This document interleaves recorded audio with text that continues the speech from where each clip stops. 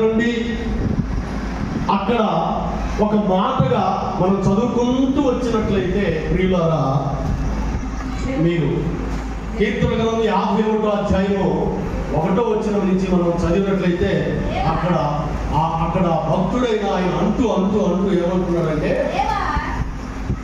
దేవా నీ కృప చొప్పున నన్ను కరుణించుము, నీ వాత్సల్య బాహుళ్యము చొప్పున నన్ను నా అతిక్రమములను తుడిచివేయి,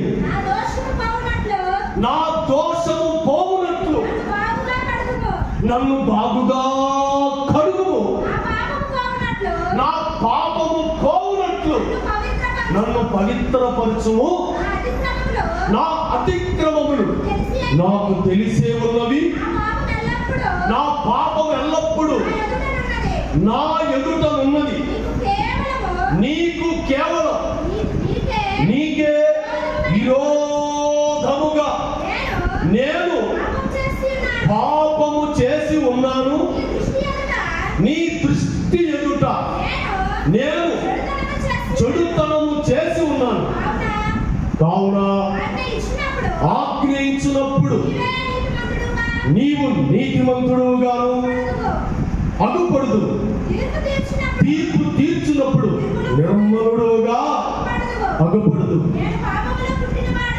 నేను పాపములో పుట్టిన వాడను, చాలు, దేవునికి మహిమ కలుగును గాక. నేను నేను నేను నేను మీరు కాదండి, నేను ఏమండి, నేను పాపములో, అక్కడేమో దావీదు గారు చెబుతున్నారు, ఇక్కడేమో నేను చెబుతున్నాను. దేవునికి మహిమ కలుగును గాక. నేను పాపములో పుట్టిన వాడను. ఏమండి, పాపములో పుట్టిన వాడను. ఆ మానవుడి పాపం ఎలా పోవాలి? ఆ మానవుడి పాపములో పుట్టాడు మానవుడు. కాస్త పుట్టి బాల్యం నుంచి యవన దశకొచ్చినప్పుడు, యవనుడు లేదా యవనస్తురాలు అయినప్పుడు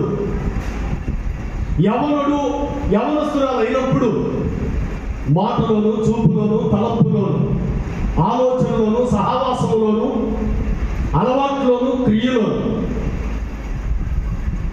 అది తప్పని తెలిసినప్పటికి కూడా పోయి పాపం చేయడం, దీనికి కర్మ పాపం అంటారు. దేవునికి స్తోత్రం కలుగును గాక. హల్లెలూయా, హల్లెలూయా. కాబట్టి సర్వ మానవాళి ఎక్కడ ఉందంటే, జన్మ కర్మ పాపులుగా ఈ లోకములో నశించి ఏం చేసినట్టండి, నశించి ఈ లోకమే నిజమని, లోక క్రియలే నిజమని, లోక అలవాట్లే నిజమని, లోక సహవాసములే నిజమని, లోక బంధాలే స్థిరమని, ఈ లోక కోరికలే, ఆ యొక్క పరిస్థితులే శాశ్వతమని పరిగెడుతున్నాడు మానవుడు. అలా పరిగెడుతూ ఉన్న ఫలంగా గుట్టుకు చచ్చిపోతున్నాడు. ఈ లోకాన్ని వదిలిపెడుతున్నాడు. లాస్ట్కి చివరికి పోయి ఆరని అగ్ని, పాతాళం అనబడిన నరకంలో చేరుకుంటున్నాడు మానవుడు.